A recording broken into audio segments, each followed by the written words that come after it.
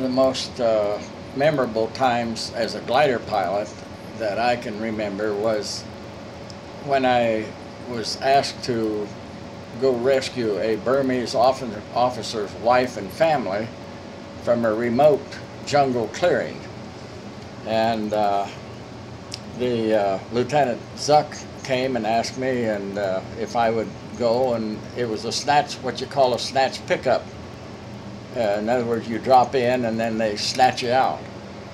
So we took off in the glider, and I didn't have a co-pilot, but I had a glider mechanic who was able to set up the poles and ready for the snatch pickup.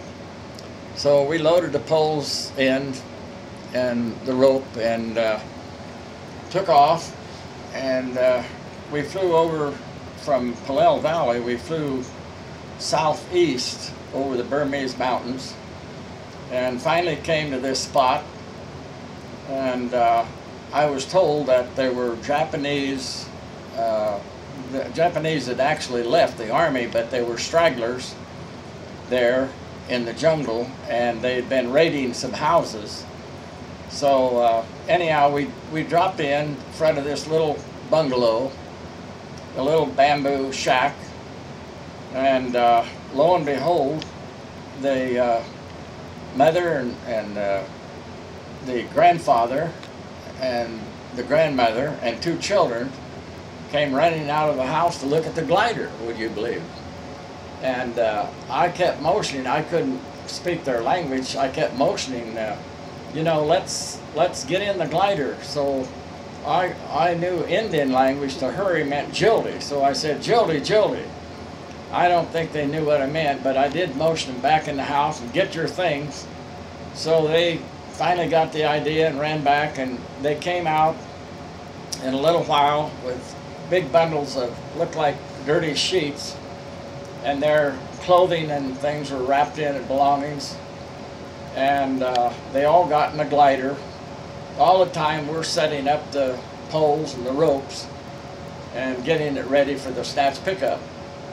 So we finally got them all in the glider, and they all carried a little bamboo rolled up prayer mat, and of course, being Buddhists, that's what they knelt on to pray.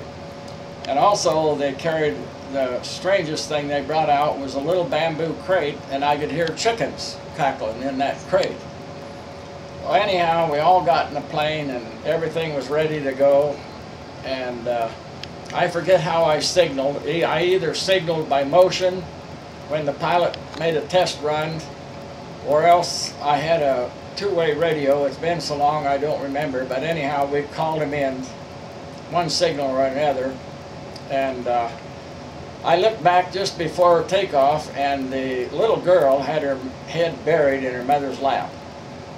And down come the tow plane and hooked onto us, and in 3 to 5 seconds we were airborne.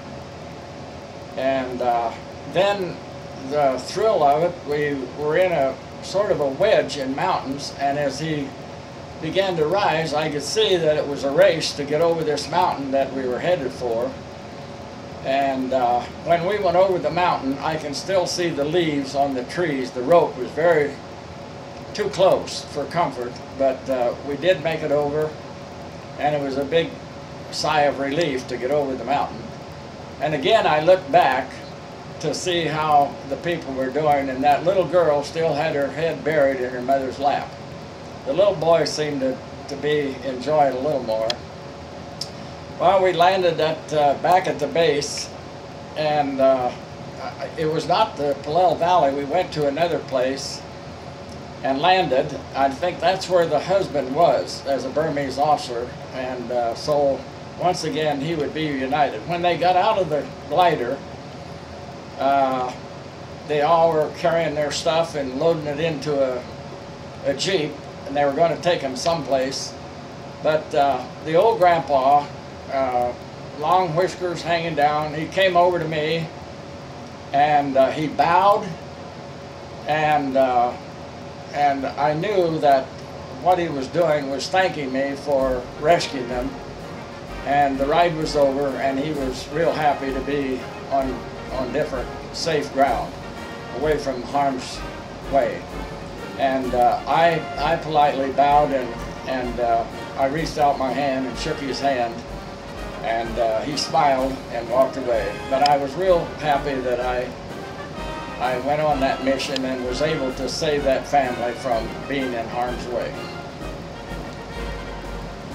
And that was one of the experiences where I wasn't shot at.